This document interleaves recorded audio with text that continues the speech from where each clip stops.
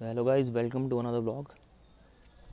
तो आज के व्लॉग में अभी कहीं जाने का प्लान नहीं है।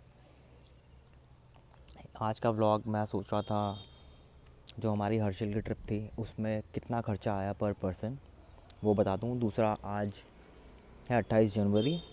तो कल 27 जनवरी को साल की दूसरी बारिश पड़ी थी देहरादून में। उसके बाद मौसम काफ़ी अच्छा हो गया, काफ़ी अच्छा खुल गया है।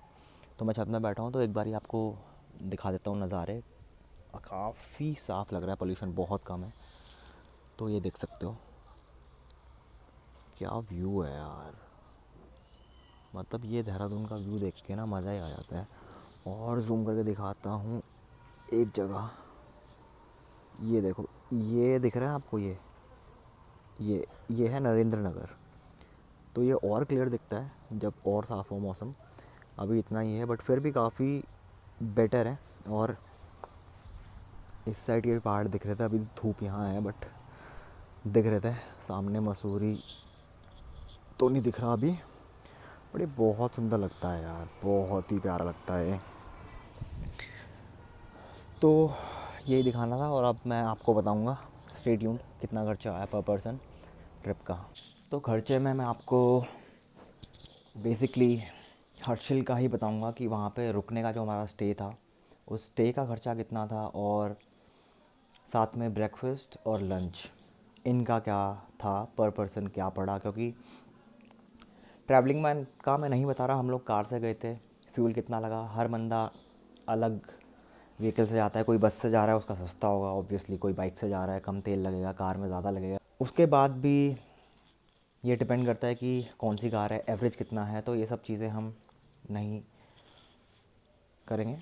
तो सबसे पहले बात करते हैं स्टे की। तो हम गए थे 5 जनवरी को, यहाँ से हम निकले थे। 5 की शाम को हम वहाँ पहुँचे थे। तो 5 की शाम और 6 की शाम हम हर्षिल में रुके थे। मेन जो हर्षिल वैली है, मेन वैली, उसी के थोड़ा पीछे बागोरी विलेज है, वहाँ पे रुके थे हम।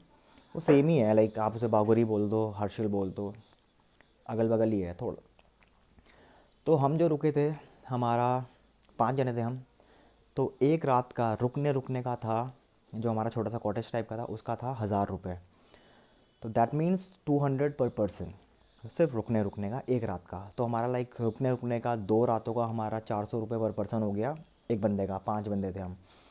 दूसरा, खाना था वहाँ पे 250 रुपये पर पर्सन। उसमें आपका राइस था, रोटी थी, सब्जी थी, दाल थी, सैलेड था, और रोटी आप कितनी भी ले सकते हो, ऐसा कुछ नहीं था। लाइक फिक्स्ड नहीं था कि 4 ही रोटी आएगी। तो दिन में हम 2 टाइम वो कर रहे थे। तो कुल मिला के आप लगा लो 400 प्लस 250, 500, और एक दिन का तो 1000 रुपये का खाना और 400 रुपये का स्टे। तो ये हो गया है 1400-1500 रुपये वहाँ का पड़ा, which is not that bad. बाकी इसमें मैं जो और खर्चे होते हैं फालतू के, जैसे स्नैक्स हो गया, आप बाहर स्ट्रीट फूड खा रहे हो, चाउमीन खा रहे हो, मोमोज़ खा रहे हो, चाय पी रहे हो, वो सब मैं इंक्लूड नहीं कर रहा। तो बेसिक ये था, और ये हमें सस्ता इसीलिए पड़ा क्योंकि ऑफ सीज़न था। तो अगर आप पीक सीज़न में जाओगे, जुलाई जुलाई अगस्त सितंबर नहीं, अगस्त सितंबर अक्टूबर, ये है पीक सीज़न, जब वहाँ पे एप्पल्स आपको देखने को मिलेंगे। तो इस टाइम पे ही बहुत लोग आते हैं वहाँ पे पीक सीज़न में। उस समय आपको रेंट, स्टे का जो प्राइस पड़ेगा वो महंगा पड़ेगा ऑब्वियसली, क्योंकि हम गए थे ऑफ सीज़न था। सीज़न हम 5 को गए थे, 5-6 रुके वहाँ पे। बाकी गांव वाले, बागोरी गांव वाले चले जाते हैं उत्तरकाशी। तो 11-12 तक उनकी प्लानिंग थी। हमने वहाँ लोकल से बात करी, जो ओनर्स थे वहाँ के, उन्होंने कहा 11-12, कोई 11 हज़ार था, कोई 12 हज़ार था। तो मोस्टली आप 15 मान लो, 15 जनवरी तक सब खाली कर देते हैं हर्षिल वैली और बागोरी। आप वैसे घूम सकते हो पर आपको रोक रहने का दूर करना पड़ेगा कहीं। दूसरा, अगर आप पीक सीज़न में जाओगे तो ऑब्वियसली ज़्यादा पड़ेगा। तो हम ऑफ सीज़न में गए थे। तो अगर आपको, if you want to save some money, इस टाइम पे जाओ।